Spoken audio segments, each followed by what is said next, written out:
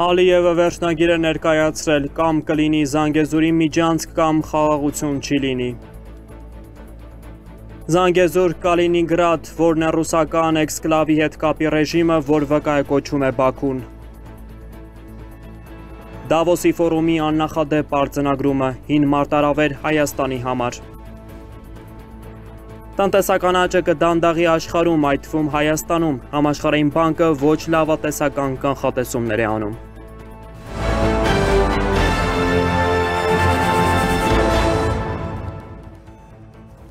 Բարի լույս, մենք առաջին լրատվականի ուղիղ եթերում ենք, առաջիկա ժամերի ընթացքում կամփոփեմ կարևոր զարգացումները կեսօրից առաջ եւ հետո։ Եվ այսպես, եթե այսպես կոչված Զանգեզուրի միջանցքը չբացվի, Ադրբեջանը Հայաստանի հետ սահմանը որևէ այլ կետում չի բացի, ասել է Ադրբեջանի նախագահ Իլհամ Ալիևը տեղական հեռուստաընկերություններին տված հարցազրույցում։ Այդ դեպքում նրանք ավելի շատ վնաս կստանան, քան օգուտ, պնդել է Ադրբեջանի առաջնորդը, նշելով, ինչ պայմաններ է պահանջում Բաքուն այդ ճանապարհի համար։ Մարտիկ եւ բեռները Ադրբեջանից Ադրբեջան պետք է հասնեն առանց ստուգումների։ Հիշեցնենք, մինչ այդ Բաքվի պաշտոնյաները հայտարարում էին, Ադրբեջանում այլևս հետաքրքրված չեն միջանցքով, քանի որ նույն ճանապարհը կարող է անցնել Իրանով։ Վերջին օրերին Բաքվի խոսույթը խիստ փոխվել է։ Ալիևի խորհրդական Հիկմետ Հաջիևն էր ասել գերմանական թերթերից մեկի հետ զրույցում, թե Բաքուն նման պահանջ դնելով հիմնվում է 44 օրյա պատերազմից հետո ստորագրված եռակողմ հայտարարության վրա, որի 9-րդ կետն ասում է, թե Հայաստանը պետք է անխոչնդոտ տեղաշարժ ապահովի Ադրբեջանի եւ Նախիջևանի միջև, ըստ Հաջիևի։ Երևանից ի պատասխան այդ հայտարարություններին պնդել էին խաղաղության պայմանագրում միջանցքի հարց չի կարող լինել, նոյեմբերի 9-ի փաստաթուղթն էլ գետնի վրա այլևս գոյություն չունի։ Չի կարող լինել որևէ միջանցքի հարց, բացառվում է նման բան։ Չէ, իրանք ասում են մենք բացառում ենք, թե իրանք չեն էլ ասում։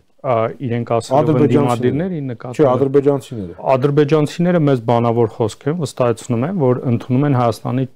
4 սկզբունքները, այսինքն սուվերենություն, իրավազորություն, փոխադարձություն եւ հավասարություն սկզբունքները ընդունում են եւ մենք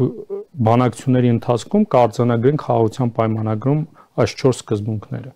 Տեսեք, պարոն Գրիգորյան, օրինակ եւ այս 4 սկզբունքների արձանագրումը նշանակում է բացառում որևէ միջանցքային տրամաբանության։ Ազգային ժողովի արտաքին հարաբերությունների հանձնաժողովի նախագահ Սարգիս Խանդանյանն էլ լրագրողներին է ասել, որ Հայաստանը պատրաստ է դյուրացնել Ադրբեջանի բեռների շարժը, սակայն միայն իր իրավազորության շրջանակում։ Միջանցքային տրամաբանությամբ կրկին խոսելը մեզ համար անընդունելի է եւ այո, այս սկզբունքների շրջանակներում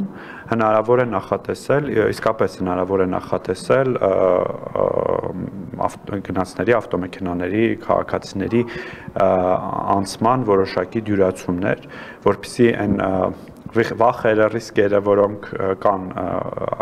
թե մեզ մոտ, թե Ադրբեջանում, հնարավոր լինի որոշակիորեն կառավարել, բայց սա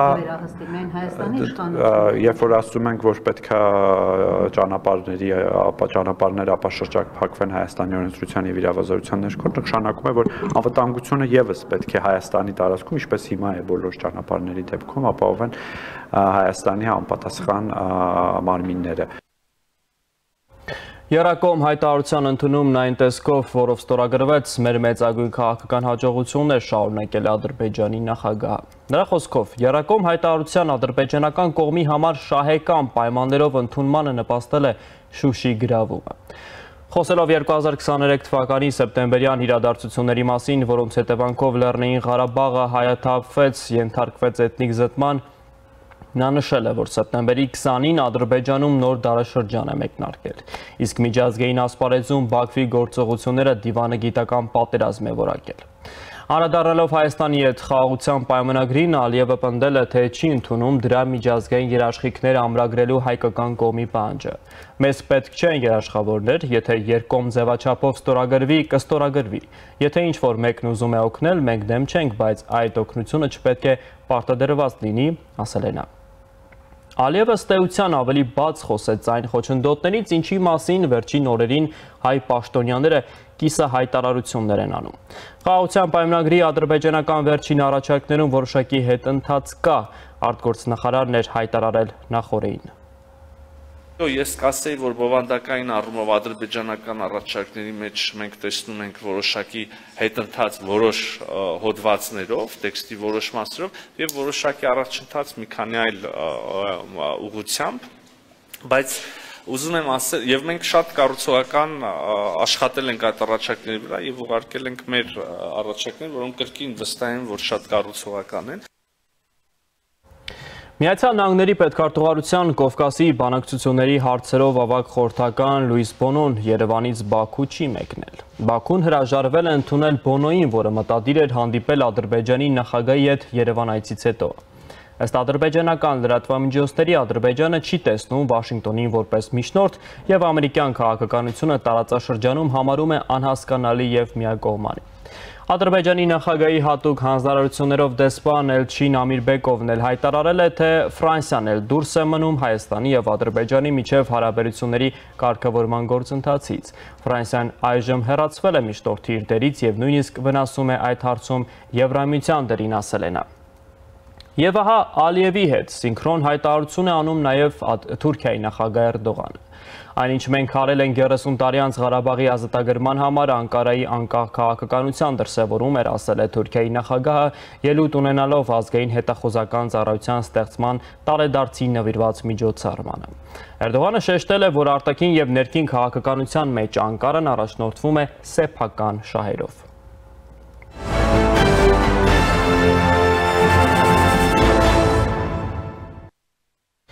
Փաստացի ինչ ունենք այսօր։ Խաղաղության պայմանագրի շուրջ 1 քայլ առաջ, 2 քայլ ետ իրավիճակ։ Բաքուն հետ քայլով կոնկրետ խնդիրներ է լուծում, դա փաստ է։ Դրա աչքի առջև Միացյալ Նահանգների պետքարտուղարը մոտ 1 շաբաթ մերձավոր արևելքում մակոքային դիվանագիտություն է իրականացրել։ Բայց չոր արդյունքն այն է, որ արաբական երկրում խոսել է Պաղեստինի անկախության, Թել Ավիվում պատերազմն ավարտին հասցնելու Իսրայելի իրավունքի մասին։ Ըստ գնահատականների, մինչև արտահերթ ընտրությունները փայլաթիթեղով չփաթեթավորի, Ալիևը ոչ մի բանակցությունների էլ չի գնա։ Հունիսին Եվրախորհրդանի ընտրություններ են, հաջորդել է Եվրամիության գործադիր մարմինների Եվրոպայի խորհրդի նախագահի պաշտոնի շուրջ գզվրտոցը։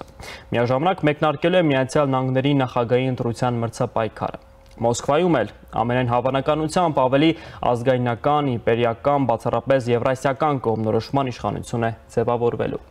Տարեվերջին կարող ենք իդեմս Վրաստանի այլ հարևան ունենալ։ Հավանական է նաև իրանական անակնկալը։ Ալիևի հարցազրույցը փաստորեն նախորդում է Ադրբեջանում նախագահի արտահերթ ընտրության քարոզչության մեկնարկին եւ հնչած հայտարարությունները անկասկած ունեն նաև քարոզչական նախընտրական տրամաբանություն։ Սակայն այդ հանգամանքը չի նշանակում, թե հետընթացը պայմանավորված է զուտ նախընտրական հանգամանքով եւ կչեզոքանա արտահերթ ընտրություններից հետո։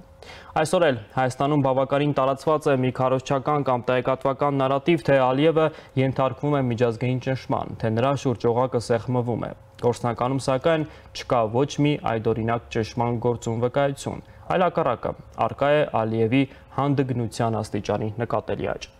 Փոխարենը բացակայում է այդ հանդգնության հանդեպ միջազգային համաժեք արձագանք։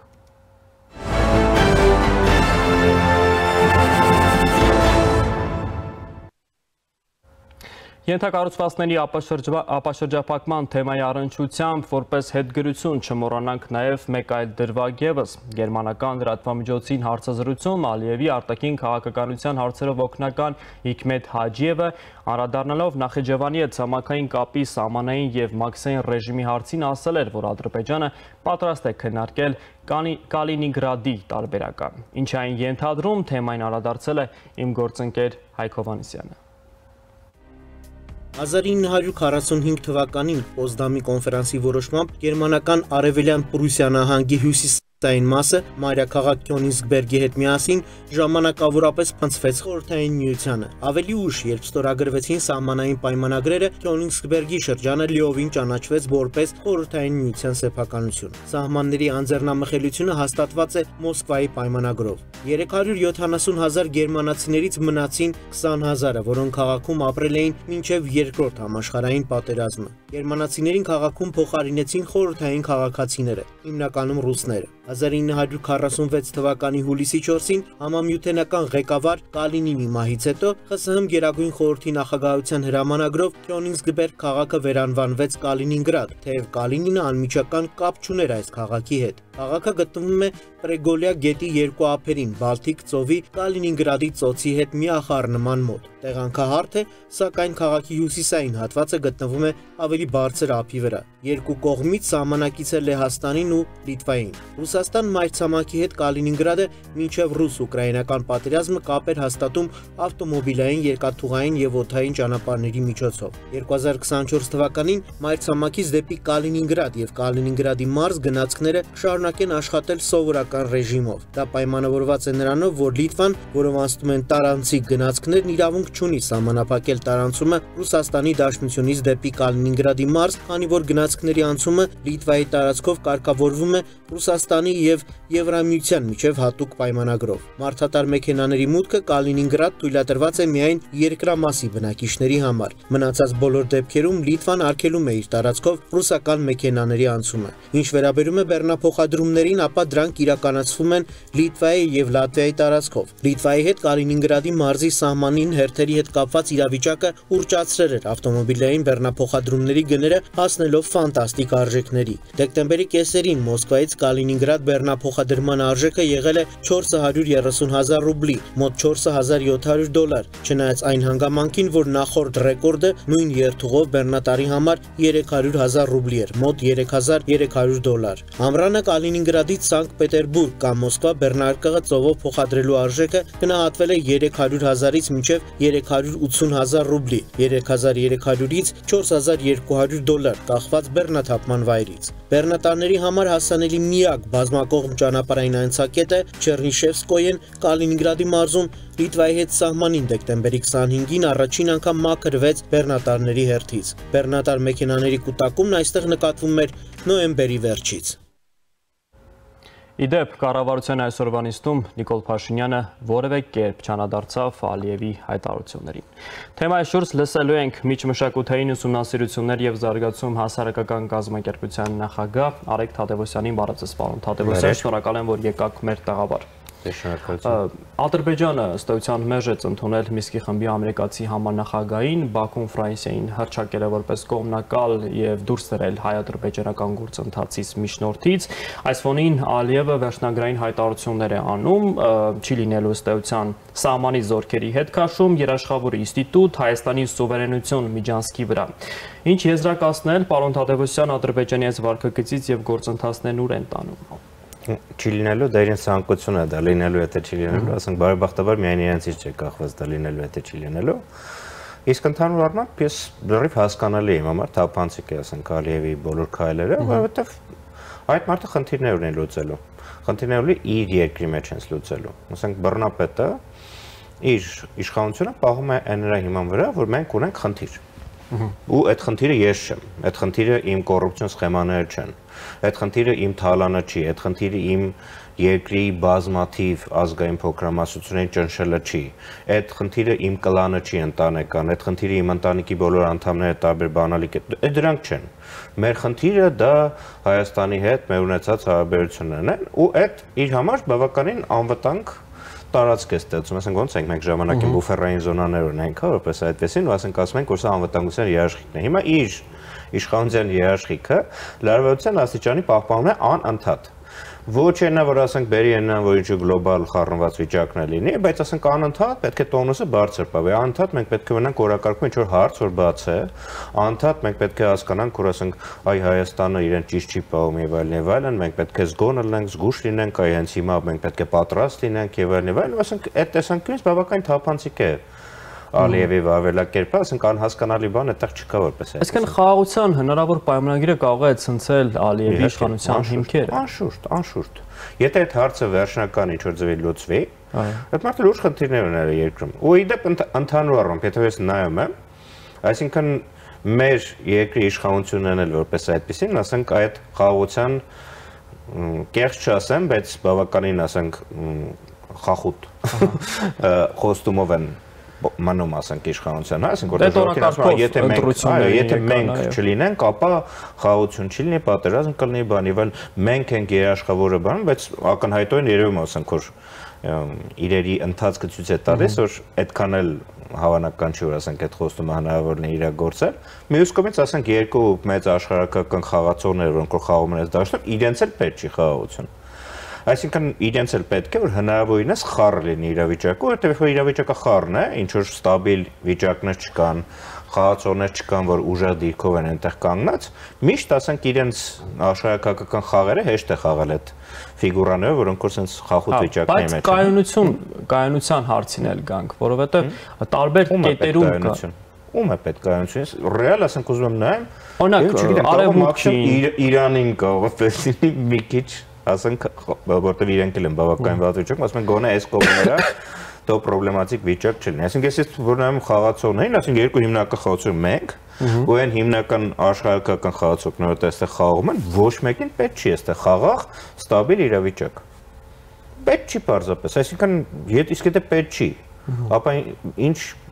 ինչի հիման վրա մենք կարող ենք մտածել, որ դա երբևէ կլինի։ Միակ բանը ես էլի պետք է բերեմ իմ դաշտ, այսինքն որ ժողովրդական դիպլոմատիան, երբ որ ժողովուրդների կամորոշումը, երբ որ ժողովուրդը հասկանա, որ ինքը ինչ-որ բան կարող է անել, որ ինքն է այնուամենայնիվ ինչ-որ չափով նաև էս խաղի մեջ, ասենք, դիրքորոշում հայտնող, այդ մարդկանց ընտրող վերջի վերջո, եւ ընտրելուց հետո վերահսկող, որպեսզի այդ ընտրության խոստումները իրագործեն վերջի վերջո, այսինքն բայց դա էլ հիմա էս գլոբալ մանիպուլյացիայի, ասենք, նաև ուղեղների լվացման, նաև ասենք հզոր էս մեդիա գործիքների տարածքներում դառնում է շատ բարդ հարց, ու էլի հիմնական խաղադրույքը գալիս է էլի ցավոք մեր կրթական դաշտ, որտեղ ասենք այդտեղ է տեղի ունենում այն, որ կարող է երաշխիքներ ստացել են նրա վրա, որ այս հզոր պրոցեսների մեջ մարդը վերջի վերջո կարող է ոտքի կանգնել ու ասել՝ մի րոպե, բայց ես ինչ եմ ուզում այստեղ։ Լավ հասկացա, ասենք Ռուսաստանը էս է ուզում, Ամերիկան էս է ուզում, Ալիևը էս է ուզում, Նիկոլ Փաշինյանը էս է։ Իսկ ես ինչ եմ ուզում։ Լավ, եթե ես ուզում եմ, ապա ես ինչ պետք է անեմ, որովհետև բոլոր մարդիկ, որ ես շուրջս տեսնում եմ, լավ, բոլորը չասեմ, ասեմ բացարձակ մեծամասնություն։ Իրենք սպասում են, որ ինչ որ մեկը իրենց հարցերը պետք է լուծի։ Բայց դու ինքդ ոչ մի բան չունես դրա հետ անելու։ Մինչև ես խորապես համոզված եմ, զերո կասկած ունեմ դրա հետ կապված, որ մինչև այն պահը, երբ որ մարդիկ չհասկանան, որ հենց ինքը, կոնկրետ ինքը անելու բան ունի այդ հարցով, ու ինքը պետք է կոլեկտիվ մտագործության process-ներ ծավալի իր կողքը եղած մարդկանց հետ, որ ինքը պետք է գործողություն կատարի, որ ինքը չի կարող,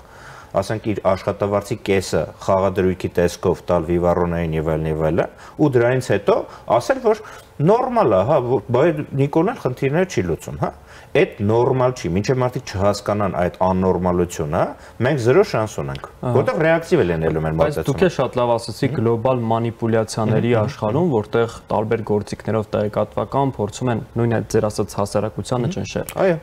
ամբողջ աշխարհում, գուցե այդ թվում նաև Հայաստանում։ Միանշանակ։ Եվ այդ պայմաններում հասարակության վարքագիծը ինչպես պետք է տրանսֆորմացիայի ենթարկվի, եթե նաև կային կրթության հիմնավոր խնդիրները, որոնց մասին մենք տարիներով խոսում ենք։ Դե ես կոնկրետ ինքս կարող եմ ասել ես ինչ եմ անում։ Ես ամեն ինչ մի կողմ դրած վերջին 30 տարիներին զբաղվում եմ կրթության process-ներով։ Ես թեկուզ ասենք, եթե տարեկան կարողանում եմ ասենք մի 4, 5, 10, 45, ինչքան որ է, այսինքն կարող է 150, եթե հնարավորություն է, ավելի շատ լեն։ Երիտասարդի կարողանամ ճիշտ գծի վրա դնել, որ արժեքային տեսանկյունից ինքը ճիշտ արժեքային գծի վրա լինի, եւ նաեւ մտածողության որակի տեսանկյունից եւ գործողության որակի տեսանկյունից ինքը գործիքներ ունենա այդ արժեքները իրականացնելու։ Ես կհամարեմ, որ ահագին բան արդեն արել եմ, որտեվ էդ էլ եթե մենք նայենք համաշխարհային պատմությունը, այնպես չի, որ ասենք այ հիմա մի ասենց ունիկալ իրավիճակ է տեղնում։ Բազմա շատ ավելի բարդ իրավիճակներ են եղել, ասենք եղել են, ասենք ժամանակաշրջանը, երբ որ մարդիկ ընդհանրապես անգրագետ են, ի վիճակը ընդհանրապես ոչ մի բան չեն իմացել, այսին հիմա գոնե մենք գրագետ ենք, հա, գոնե կարողանում ենք այդ մանիպուլյացիվ մեսեջներ լսել ու մեր ավելակեփ ձևավորել։ Մենք ունենք հիմա ունենք խնդիրների մեծացում, բայց նաև ունենք հնարավորությունների մեծացում, որ ասենք վերջի վերջո հիմա մենք խոսում ենք ու մեզ ասենք մարդիկ կարող են անմիջապես հիմա լսել, հա, այդ գործիքները չկային ժամանակին։ Ու երկուսն էլ ավելացել են, այսինքն թե խնդիրների վտանգների դաշնա զարգացել, եւ թե մեր հնարավորություններն են զարգացել։ Այստեղ մեկը այդ երկուսը իրար հետ հանդիպում են մարդու մեջ։ մարդը կոնկրետ, ես, դուք, այն մյուսը, ինչ ենք անում այդ կիզակետում, որտեղ որ հանդիպում են այդ խնդիրները եւ հնարավորությունները։ Ու այստեղ է իմ կարծիքով այն կետը, որտեղ որ մենք պետք է բոլորս, թե ԶԼՄ-ները, թե ես որպես կրթության ոլորտի մասնագետ, թե ասենք այն մյուսը, որ հարկային աշխատում կամ մաքսային աշխատում, բոլորս պետք է այդ կետի վրա աշխատենք։ Պարոն Թադևոսյան, շատ հետաքրքիր է զուգահեռ դիտարկումները։ Բաքվում այդ խնդիրը կա, որի մասին դուք խոսում եք։ Ամբողջ դուք ինքներդ նշեցիք, ամբողջ աշխարհում է սա տեղի ունենում։ Իմ համար ռեալ ասենք իսկապես անհասկանալի, աներևակայելի, ասենք Ամերիկայում ընտրություններ պետք է լինեն։ Ու ասենք երկու հիմնական տեխնացուներ, ասենք մարազմատիկ Բայդեն ու շիզոֆրենիկ Թրամփ, ու ասենք մարդիկ կողմնորոշում են սա, թե սա։ Այսինքն, եթե գերտերություն, այսինքն հսկայական հզորություն ունեցող, ասենք տնտեսական, քաղաքական, ինտելեկտուալ, այսինքն ֆինանսական, մեծ տերության մեջ է այդպիսի խաղերի մակարդակի գնացել։ Մենք ինչի մասին պետք է խոսենք։ Բայց էլի, ես որ նայում եմ, ասենք հսկայական Ամերիկան, դա եթե Ամերիկան չի կարող լուծի, ես մեր փոքր Հայաստանը ո՞նց է կարողանալ այդ հարցը լուծի։ Ոչ, ես այդպես չեմ կարծում։ Ես կարծում եմ, որ մենք ունենք հնարավորություններ կառուցելու մեր մոդելները, մեր մոտեցումները, մեր լուծումները գտնելու։ Մեր հնարավորությունների շրջանակներում չեմ ասում, որ ասենք մեր ազատության աստիճանը անվերջ է, այսինքն մենք կարողանանք այս ամբողջ աշխարհը փոխենք, այդպիսի մտքեր կան, չէ՞, սա Փրկությունը Հայաստանից է գալու բանի։ Ռոմանտիկների։ Պարոն Թադևոսյան, Բաքվի քաղաքականության անդրադարձակ, իսկապես հա նշելով, որ Ադրբեջանը ներքին խնդիր ունի եւ դրանով լուծում է, բայց չեն կարող չէ բացառել կամ անտեսել այն հարցը, որ Ադրբեջանը նաեւ կոնկրետ խնդիր է լուծում Հայաստանի քաղաքական գործոնը չեզոքացնելու։ Իհարկե։ Հա, բայց ինքը չի ուզենա լրիվ չեզոքացնի։ Ես կարծում եմ, ընդհանրում ես բան չեմ ասենք շատ մեծ մասնագետ չեմ այդ ոլորտներում, այսինքն ես իմ տրամաբանության եւ ինֆորմացիոն շրջանակներում եմ սա ասում, բայց ես կարծում եմ իմ կարծիքը միգուցե շատ չի հիմնավորված այն է, որ իրենք չեն ուզենալ վերջնական լուծել այս հարցը, որտեղ վերջնական լուծել հարցը նշանակում է հորինել ուրիշ հարց, որտեղ ասենք հարց պիտի լինի, չէ՞, այսինքն իսկ այստեղ շատ հիմա շահեկան դիրքում են հայտնվել, շատ թուլացած դիրքերում գտնվող Հայաստան ու իրենք էլ ասեն կարող են, հա, մի քիչ ասեն, հա, խաղաղություն։ Չէ, մի րոպե էլ է, այսինքն լծակները կառավարման իրենց ձեռքում են այդ տեսանկյունից այս տիպի արտաքին խնդրեմ ունենալը, իրենց ավելի շատ է ձեռք տալիս, քան թե ասենք, ենթադրենք վաղը Իրանի հետ խնդիր ունենան, կամ Ռուսաստանի հետ խնդրեմ ունենան, հասկանում եք, ասեն,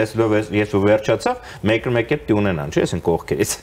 Երբ որ նայում են մյուսները, օրինակ ես եթե իրենց կոշիկների մեջ են փորձում դնել, երբ որ նայում են այն մյուսները, եթե սրանից հետո պետք է լինեն, այն մյուսները այդքան էլ հաճելի չեն, այնտեղ կարող է շատ ավելի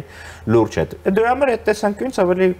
հարմար է IS-ի հետ խաղալ որոշ ժամանակ, ինչը որ տեսանք ինչ կլինի։ Բայց նայեք, որքան էլ մենք բողոքենք կամ դժգոհենք կրթական կրթվածությունից հասարակության, այդ թվում մեր հասարակության, միևնույն է, կան մարդիկ, որոնք ունեն այդ ձեր ասած, զտիչները եւ նույն մանիպուլյացիան կարողանում են տարանջատել եւ ըստ էության մտածող այն մասան, որը կա։ Շատ կարևոր է այդ մարդիկ, այդ մարդկանց հետ պետք է անկեղծ խոսել, թե ոչ, ի վերջո ես գիտեմ նման մտածող մարդիկ, որոնք հավատում են խաղաղության, իրական խաղաղությանը, գուցե դա իլյուզիա է, բայց պետք է այդ մարդկանց հետ անկեղծ խոսել, թե ոչ։ Ես ինքս, եթե հիմա ինձ դասեցիք օրինակ այդ շարքերում, ես ինքս դժվարանում եմ այս մանիպուլյացիոն հզոր հոսքերի հետ աշխատեմ։ Ես մարդ, որ ասենք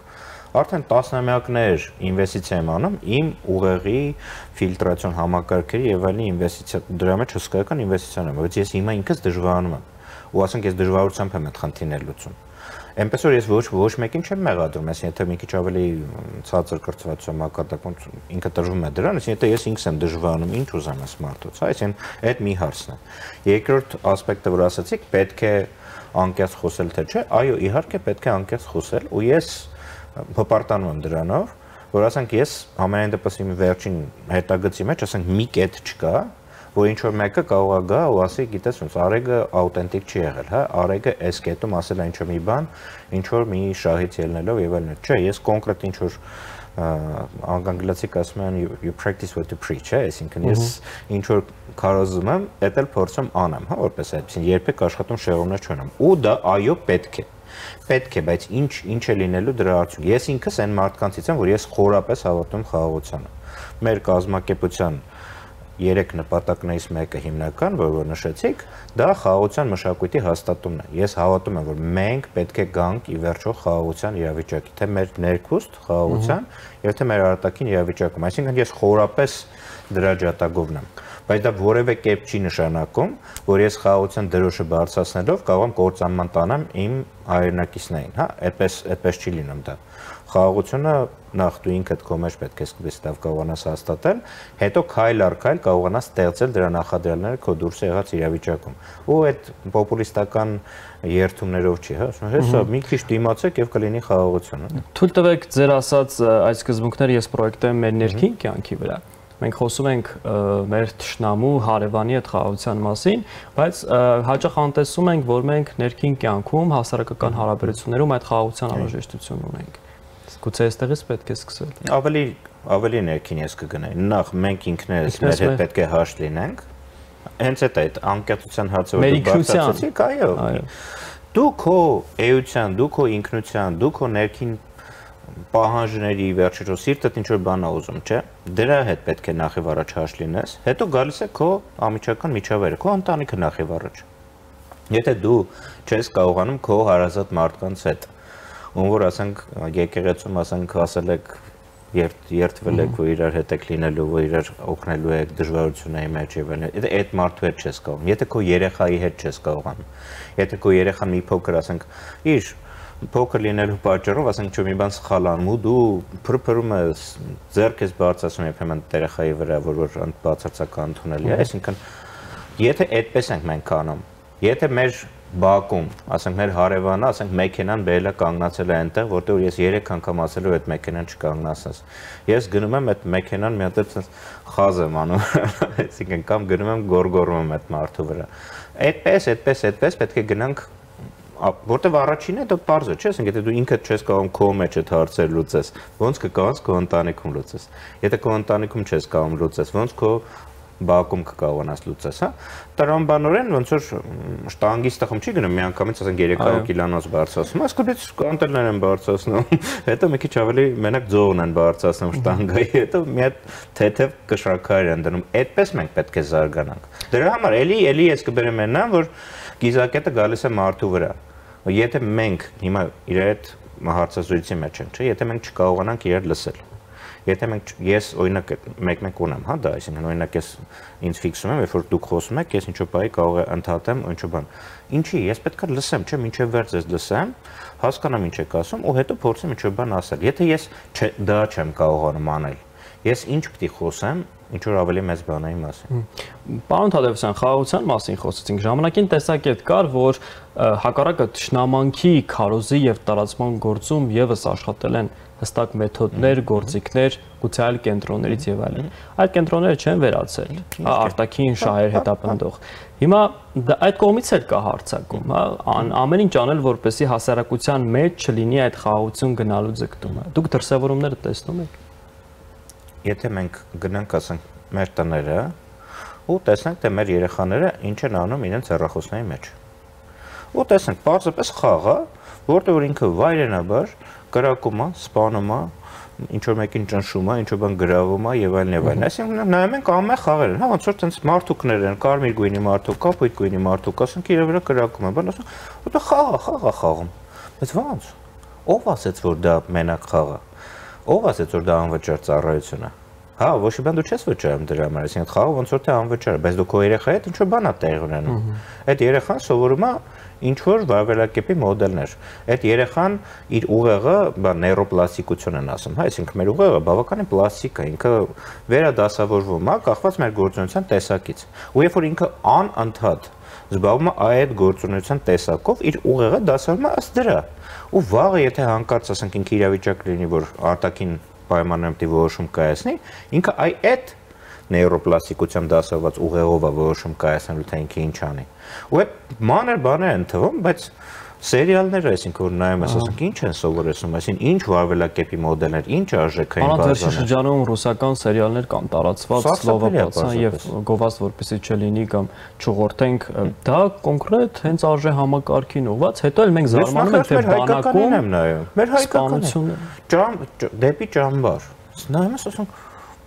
Ճիվաղային ինչ որ հարաբերություն են, չի կարելի պարզապես այդպես էլ, ասենք ես ախր երիտասարդների հետ եմ չի աշխատում, ամբողջ կյանքս, ասենք գյուղից սկսած քաղաքն է վերջացած Հայաստանում էլ, Հայաստանից դուրս էլ, ասենք ես ասենք ճանաչում եմ այդ երիտասարդներին, իրենք դրանցից չեն, մեծ մասը դրանցից չեն, ու իրենք չեն ուզում, նույնիսկ եթե դրանցից են, նման են դրանց, իրենք չեն ուզում այդպեսին լինել, իրենք ուզում են հնարավորություն ստանալ ուրիշ ձևի լինել։ Ու այստեղ է գալիս, ասենք, նույն պետական քաղաքականության տեղը, նույն հասարակական սեկտորի տեղը, որ ստեղծենք հնարավորություններ, հարթակներ, որովհետեւ այդ երեխաները կարողանան լինեն այնպիսին, ինչպիսին իրենք ուզում են լինեն, այլ ոչ թե այնպիսին, ինչպիսին իրենք ստիպված են լինել այդ սերիալային, մանիպուլյատիվ, խաղային եւ այլն արժե համակարգերի ճնշման տակ։ Թեման էլ կա, որ դրանով զբաղվելու փոխարեն, օրինակ, վարչապետը կախիչներով է զբաղվում, թեպետ հետագայում պարզվեց, որ կոռուպցիոն ռիսկեր կարծես թե կան։ Չեմ ուզում ճիշտ ասած դրան անդրադառնալ, որովհետև ամեն մեր զրույցի ժամանակ, ասենք ձեր հեռուստաընկերության, ինչ-որ մի բան նման լինում է։ Վարչապետը էս ասեց, վարչապետը այն այեց, վարչապետը ոնց որ հասկացա հիմնական գործը դա է, որ ասենք մի հատ ինչ-որ մի բան անի, որի մասին մենք ասենք մի 3 օր խոսենք, ու 3 օր ավել չէ, որովհետև դրանից հետո ուրիշ բան պետք է լինի, որ դա ուրիշ բանի մասին խոսենք, որովհետև եթե մենք հանկարծ 3 օր խոսենք մենակ կախիչների մասին, ու հետո 6-րդ օրն է կախիչների մասին խոսենք, հանկարծ կարող մարդկանց մոտ միտք առաջանա, որ այնուամենայնիվ կախիչների հարցը պետք է լուծել։ Այսինքն այդպես չի, որ ասենք խոսեցին կախիչների մասին, այո, ցնցող էր բանի, հետո ոչ մի բան չլուծվեց։ Մենք 10 տարի հետո գնացինք, էլի կախիչը ջարդվեց, հա։ Այդպես չի։ Դրա համար այսինքն անընդհատ մեզ շեղում են։ Նույնիսկ այդ թեկուզ կախիչը, լավ, կախիչը մենք ասենք, երթվում ենք, որ կախիչների հարցը վերջնականապես Հայաստանում պետք է լուծվի, ու մոտակա 20 տարին մենք կախիչների հարց պետքա չունենանք, բայց չկա տենց բան։ Մենք այսօր կախիչների մասին ենք խոսում, մյուս օրը բռնիչների մասին ենք խոսում, մյուս օրը բռնիչների մասին բաժակների մասին ենք խոսում։ Ու անընդհատ ստացվում է մենք խոսում ենք ինչ-որ բաների մասին։ Մեր երկրում մենք ունենք ռազմավարություններ։ Մենք ունենք պետական ծրագրեր։ Լուրջ ռազմավարական ծրագրեր, հիմա մեկը ուշադրություն դարձրին, երեք ընկերներից մեկը ցույց էր տալիս մեր Հայաստանի անվտանգային ռազմավարության փաստաթուղթը։ Ու ինչեր են ընտրգրված, թե Հայաստանը ինչ է ասում, ինքը ինչ պետք է անի։ Ու հիմիկվա իրավիճակի հետ մենք համատենք, որ ռազմավարությունն է երկրի, որը ես բոլորը չգիտեմ, բայց որը որ գիտեմ, ես կարող եմ ձեզ վստահաբար ասել, որ ոչ մեկը դրանցից չի իրագործում։ Մենք դա ընդունում ենք, մենք դրա վրա ռեսուրս ենք ծախսում, մենք դրա վրա բյուջետային ռեսուրսներ ենք պլանավորում, մենք դրա վրա մոնիտորինգի համակարգեր ենք դնում, ոչ մի բան չի իրագործվում։ Ու դա շատ ավելի լուրջ է իմ կարծիքով, որ ասենք այս երկրում ոչ մի ռազմավարություն չի իրագործում, քան թե կախիչը ջարդվեց, թե վոլեյբոլի դաշտը ասենք ճիշտ էր գծանշված, թե ճիշտ չէր գծանշված։ Քո հենց ռազմավարություն, եթե ընդհանրապես չի իրագործում, կամ տրամագծորեն հակառակն է դրա տեղի ունենում։ Դա է, չէ՞։ Դրանք շեղում են պարզապես այդ բուն խնդիրներից։ Այո, ես նույն ասենք այն դասագրքերի հետ կապված։ Այսինքն որ դասագրքերի հետ կապված ենք, այդ մի դասագրքի հետ կապված մենք խոսում ենք թե քարտեզը այսպեսին է, թե այնպեսին չի այդ։ Ես իհարկե կողմ եմ, որ ասենք նման սխալներ պետք է չտրվեն, հա, դասագրքերի մեջ մանավանդ։ Բայց այդ դրա ֆոնի վրա մենք դրա մասին խոսում ենք, բայց մենք չգիտենք, որ մի 10 դասագիր ընդհանրապես գոյություն չունեն։ Չկան, չեն հասել, տենդերները չեն հասել, ու չկան, իրենք չկան, ոչ թե սխալներով կան, բայց ընդհանրապես չկան։ Այո։ Ես քրոջս երեխան եկել էր քիմիայի, խնդրեց որ քիմիայի դասը որ ասեմ, ես բացում դասագիրքը ու 100 տարիա չէի բացել դասագրքերը, այսինքն որտեղ ես ոչ ֆորմակրթության համակարգում։ Բացում եմ, սարսափելի էր դա, սարսափելի թե ինչ էր այնտեղ գրված։ Ես ռեալ նախ ինքս մեծ դժվարություն ունեցա որ հասկանամ թե ինչի մասին է խոսքը, հետո մեծ դժվարությամբ կարողացա գոնե մի մասը այդ դասի երեխային բացատրեմ, հետ գնացիմ 3 դաս, այդ ընդհանուր առմամբ որակը այդ պրոդուկցիաների, որ մենք կրթական ահավոր է պարզապես, ահավոր, ու դա շատ ավելի լուրջ է, քան թե մի քարտեզ այսպեսին է, թե այնպեսին չի։ Մենք շատ վատ, ահավոր վատ դասագրքեր ունենք։ Մենք ահավոր վատ դասագրքերով աշխատողներ, մասնագետ, որտեղ երբ ենթային դասագրքը վատն է, բայց ուսուցիչի իր կոմպետենցիայի հաշվին կարող ասենք դա լրացնել, հա, մի ձև, բայց այդ կողմից էլ մենք խնդիրներ ունենք, հա, մենք ունենք շատ լավ ուսուցիչներ, բայց մեծամասամբ ցավոք ասենք բավականին ցածր կոմպետենցիա ունեն այդ մարդիկ։ Ու հասկանում եք, մենք կարող ենք խոսել անդադ այդ քարտեզի մասին, բայց այն մյուս հարցը, որ այնանք չկան դասագրքեր, այն մնացած դասագրքեր, որ աղբ են պարզապես, այդ մնացած բաները մնում են դուրս մեր ուշադրությունից, ու մենք ռազմավարական, երկարաժամկետ խնդիրը մեր առաջ չենք դնում, որ լավ, ենթադրենք, եկեք, մենք ինչքան ընդհանուր դասագրքեր ասենք Հայաստանը, որ նայենք, ասենք կարող մի 200 հատ, չգիտեմ, ինչքան որ է, հա, այսինքն թող 400 հատ, 500 հատ, ինչքան որ է։ Այդ դասագրքերը մենք ասում ենք 5 տարի, 6 տարի մենք պետք է ունենանք իդեալական դասագրքեր։ Ու ոչ թե համոզելով, ծանոթով, բարեկամով, ընկերներով բան այդ դասագրքերը մի ձևի սարքենք, որ գնան մի բան ունենանք, չէ, մենք ասենք, այս խնդիրը մենք դրում ենք, պետք մենք ունենք լավ դասագրքեր։ Այդ կախիչներից մի քիչ ավելի բարդ խնդիր է, բայց էլի լուծելի է, չէ՞, ասենք ընդհանուր 400 դասագրքի մասին է խոսքը։ Մենք ասենք լավ, հիմա չէ, վաղը չենք կարող լուծել, բայց ասենք 5 տարի հետո, 6 տարի հետո մենք պիտի ունենանք իդեալական դասագրքեր։ Մենք պիտի սովորենք այդպիսի խնդիրներ դնել եւ հետամուտ տնել այդ խնդիրների լուծմանը եւ չշեղվել անընդհատ այս ինֆորմացիոն խայծերի վրա։ Եվ ցավալիորեն, հա, այդ թվում նաև մենք, մեր հյուրերը, գուցե դուք նաև այս պահին դառնում ենք դրա մի մասը, երբեմն նաև անխուսափելիորեն, բայց այն արձանագրումները, որոնք դուք արեցիք, կարծում եմ նաև կօգնեն այս գործունեության ընթացքում թացը չորից տարբերել, ինչպես ասում են։ Շնորհակալ եմ պարոն Թադևոսյան հարցազրույցի համար։ Մեր հեռուստադիտողներին էլ ես հիշեցնեմ, լսեցինք միջմշակութային ուսումնասիրությունների եւ զարգացում հասարակական կազմակերպության նախագահ Արեգ Թադևոսյանին։ Կարճատև դադարից հետո կվերադառնանք տաղավար։